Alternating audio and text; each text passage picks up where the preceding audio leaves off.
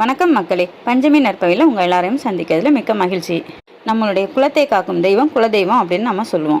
நம்முடைய குலதெய்வம் தான் நாம் எந்த காரியம் செய்தாலும் அல்லது எந்த நல்லது நடந்தாலும் அது நல்லபடியாக வெற்றிகரமாக முடியறதுக்கு நம்ம குலதெய்வத்தோட ஆசீர்வாதமும் அருளும் ரொம்ப முக்கியம். நம்ம குலதெய்வ வழிபாட்டை சரியாக செய்து வருபவருக்கு நவக்கிரகங்களால் எந்த ஒரு பாதிப்பும் அல்லது கிரக தோஷங்களும் பெரிய அளவில் நடக்காது. அது ரொம்ப உக்கிரமாக இருந்தால் கூட நம்ம குலதெய்வத்தோட பார்வைப்பட்டா அது பனி போல கரைஞ்சிரும்னு சொல்லுவாங்க.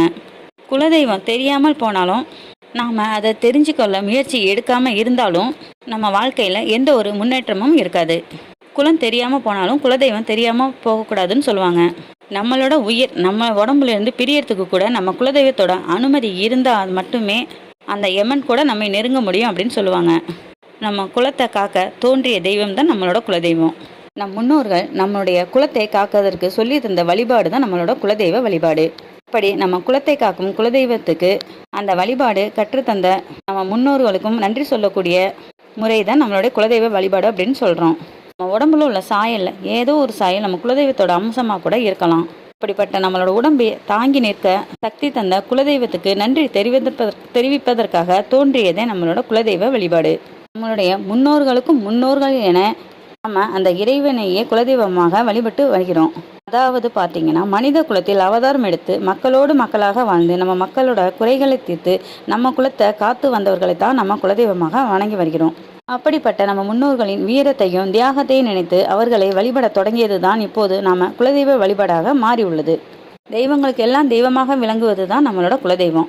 அதனால தான் ஒவ்வொரு கிராமத்து கோயில்கள்லையும் அங்குள்ள தெய்வங்களுக்கே அதாவது காவலாக இருப்பது நம்மளோட குலதெய்வம் தான். அந்த கோயிலுக்கு காவலாகவும் ஊர் காவலாகவும் அந்த எல்லைக்கு காவலாகவும் விளங்குவதும் நம்மளோட குலதெய்வம் அப்படின்னு சொல்லுவாங்க. நம்ம எந்த ஒரு செயலை தொடங்கும் முன்னும் நம்ம குலதெய்வத்தை எண்ணி வழிபாடு செய்துவிட்டு பிறகு ஆரம்பிப்பது நல்ல முடிவை தரும் அப்படின்ட்டு நம்மளோட முன்னோர்கள் நமக்கு சொல்லி வந்திருக்காங்க. ஏனென்றால் நம்ம குலதெய்வங்களோட அனுமதி என்பது ரொம்ப ரொம்ப முக்கியம். நம்ம குலதெய்வத்தை மதிக்காம என்னதான் கோயில்னு அலைஞ்சி ஹோமம் பூஜை யாகம் என்று செய்தாலும் அதனால நமக்கு ஒரு புண்ணியமும் கிடையாது. குலதெய்வமானது அப்படின்னா ஒரு சிலருக்கு ஆண் தெய்வமாகவும் ஒரு சிலருக்கு பெண் தெய்வமாகவும் இருக்கும். தெய்வமானது அது தன்னையே உயிர் தியாகம் செய்து மாவீரராக இருந்து குலத்தை காக்கக்கூடியது. பெண் தெய்வம் என்றால் இந்த கற்பு கரைச்சியாக இருந்து தூய்மையாக வாழ்க்கை வாழ்ந்து அதிக சக்திகளை பெற்று நம்மளுடைய குலத்தை காத்து வந்தவர்கள் என்று சொல்லலாம். இப்படி இறந்த தெய்வங்களை நினைத்து அவங்களுக்கு முறையா பூஜைகள் செய்து உயிர் பலி கொடுத்து அவர்களுடைய சக்திகளை மெருகேற்றி அதிகப்படுத்துவதன் மூலம் அவர்கள் நம் குலத்துக்கு காவல் தெய்வங்களாகவும் பரம்பரையாக பாதுகாத்து வரும் தெய்வங்களாகவும் இருப்பதுதான் நம்மளோட குலதெய்வம். பொதுவாக சொல்ல போனால் ஆண் தெய்வங்களும் பெண் தெய்வங்களும் அதிகமாக இருப்பது நம்மளுடைய நாட்டில்தான். உதாரணமாக ஐயனார், மதுரை வீரன், மாடசாமி, கற்பனசாமி, காத்தவராயன், ஒண்டி கற்பன், வீரனார், சங்கிலி கற்பன், பெரிய கற்பன், சின்ன கற்பன் என்று ஆண் குலதெய்வங்களை நிறைய பேர்களில் வணங்கி வரோம். அதே மாதிரி பெண் தெய்வங்களான மகமாயி, பெரியாச்சி, மாரியம்மா, ஏகோரியம்மா, பிடாரி, பேச்சியம்மன், செல்லியம்மன், கமலாதேவி அம்மன், முத்துமாரியம்மன், வனதுர்கை அம்மன், முண்டக்கண்ணி அம்மன், பத்திரகாளியம்மன், மாசாணி அம்மன் போன்ற அம்மன் பெயர்களிலும் ஒவ்வொரு ஊர்களையும் அவங்க குலதெய்வங்களாக வணங்கி வராங்க. நம்மளோட குலதெய்வங்களை தான் நம்மளுடைய முதன்மை தெய்வமாக வணங்கி வருகிறோம். ஏனென்றால் நம் குலதெய்வங்களும் நம்மளோட கிராம தெய்வங்களும் நம்மளோட வாழ்ந்து மறைந்து நமக்கு காவலாக இருப்பவர்கள். இன்னும் சொல்ல போனால் பேரோட வீட்டில் பிறந்து வளர்ந்து திருமணமாகாமல் இறந்த பெண்களை கூட தெய்வமாக வழிபடும் பழக்கமும் உண்டு. அதுவும் நம்ம நாட்டில் தான். இந்த வழிபாடு அனைவராலும் கடைபிடிக்கப்பட்டு வருகிறது. அந்த கன்னி பெண்கள் நம்ம வீட்டுக்கு பாதுகாவலாகவும் நமக்கு நல்லது செய்யும் நம் குடும்பத்தை காத்தும் வருகிறார்கள். ஆனால் முறையோடு அவர்களுக்கு வருடா வருடம் அவர்களுக்கு ஒரு பூஜை செய்து அவர்களை நினைத்து வழிபட்டாலே போதும். அவர்கள் மனமகிழ்ந்து நம்மையும் நம் வீட்டையும் விட்டு அகலாமல் நம்மை காத்து வருவார்கள். ஏனென்றால் கன்னியாக இருந்து மறைவது அவர்களுக்கு தெய்வத்தன்மை அதிகமாகவும் சக்திகள் நிறைந்தவர்களாகவும் இருப்பார்கள். இன்னும் சில பேர் அப்படி இறந்த கன்னி பெண்களை தங்கள் வீடுகளிலேயோ அல்லது கொல்லைப்புறத்திலேயோ அவர்களை அடக்கம் செய்து அவர்களுக்கென்று ஒரு கோயில் எழுப்பியும் அவர்களை தெய்வமாக நினைத்து பூஜை செய்தும் வருகிறார்கள். நம்முடைய குலதெய்வத்தை தொடர்ந்து சரியாக வழிபட்டு வந்தால் நம்முடைய கர்ம வினைகள் நீங்கி வாழ்வில் மகிழ்ச்சி மலரும்.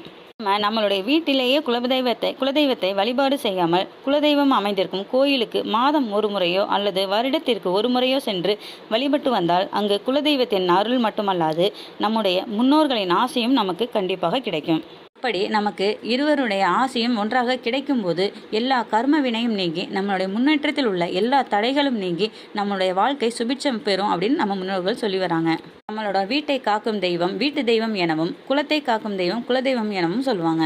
பொதுவாக பார்த்தீங்கன்னா எல்லா குலதெய்வத்தின் கைகளிலும் ஏதாவது ஒரு ஆயுதம் கண்டிப்பாக இருக்கும். அரிவாள், ஈட்டி, சூலம் இருக்கும் ஆயுதம் எல்லாமே அது நம்மளை காப்பதற்காக மட்டுமே. நாம் நம்மளோட குலதெய்வத்தை வணங்காமல் நமக்குன்னு ஒரு இஷ்ட தெய்வத்தை நினைத்து அதை வணங்கி வருவோம். அதுக்கிட்ட நாம் வேண்டுதல் பலவும் வைப்போம். நாம் அதுக்கிட்ட வேண்டுதல் வைக்கும்போது அவ்வளவு எளிதில் அது நமக்கு நிறைவேற்றி கொடுக்காது.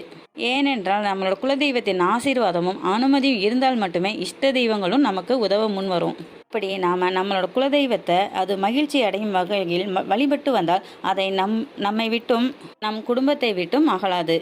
பக்தியை அது முழுமையாக ஏற்றுக்கொண்டு நம்மை காப்பதற்கு நம் இல்லத்திற்கே அது தேடி வரும். இப்படி நம்மளோட குலதெய்வத்தை சரியாக பூஜை செய்து அதை மகிழ்வித்து நம்மளுடைய இல்லத்தில் கொண்டாந்து அமர வைக்கவும் முடியும்.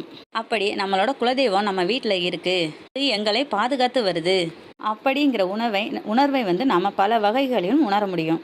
நாம் நம்ம வீட்டில் இருக்கும்போது நம்ம குலதெய்வத்தின் ஆற்றலும் நம்முடன் இருப்பதை உணர முடியும். குலதெய்வமானது இவங்க நல்லவங்க இவங்க கெட்டவங்க அப்படின்லாம் பாகுபாடு பார்க்காம எல்லார் வீட்லேயும் இருக்கும். அந்த குலதெய்வத்தை மனதார நினைத்து வேண்டினாலே போதும், அது பாகுபாடு பார்க்காமல் அனைவருக்கும் உதவி செய்யும். ஆனால் அந்த குலதெய்வமானது எப்படிப்பட்ட மனநிலையில் நம்ம வீட்டில் இருக்குது, நம்மளோட சந்தோஷமாக இருக்கா இல்லை மனக்கவலையோடு வருத்தத்துடன் நம்ம வீட்டில் இருக்கான்னு நம்ம பார்க்கணும். இதை எப்படி நாம் தெரிந்து கொள்வது என்றால், நம்மளோட குலதெய்வத்தை எவ்வளவு மகிழ்ச்சியாக வைத்துள்ளோம் என்பதை முதலில் தெரிந்து கொள்ள வேண்டும்.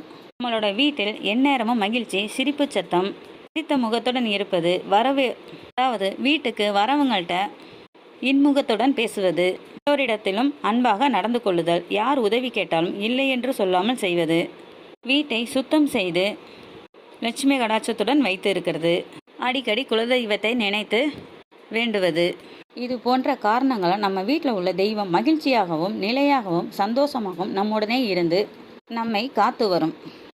அப்படி இல்லாமல் வீட்டில் எப்போவும் சண்டை சச்சரவுகள், கடுஞ்சொற்களை கொண்டு பேசுதல், யாருக்கும் உதவாமல் இருப்பது, அதை அடுத்தவருக்கு தீங்கு நினைப்பது, வீட்டை சுத்தம் செய்யாமல் வைத்துக்கொள்வது, வீட்டில் எந்நேரம் அழுகை சத்தம், குலதெய்வத்தை என்றுமே நினைக்காமல் இருப்பது, இது போன்ற செயல்களால் வீட்டில் இருக்கும் குலதெய்வமானது கவலையாகவும் மகிழ்ச்சி இல்லாமலும் நம்முடன் நிரந்தரமாக தங்காமலும் சென்றுவிடும் என்று கூட சொல்வார்கள். இப்படி நம்மளோட குலதெய்வம் வீட்டில் இருப்பதை அறிந்து கொள்ள மற்ற வழிகளும் உண்டு.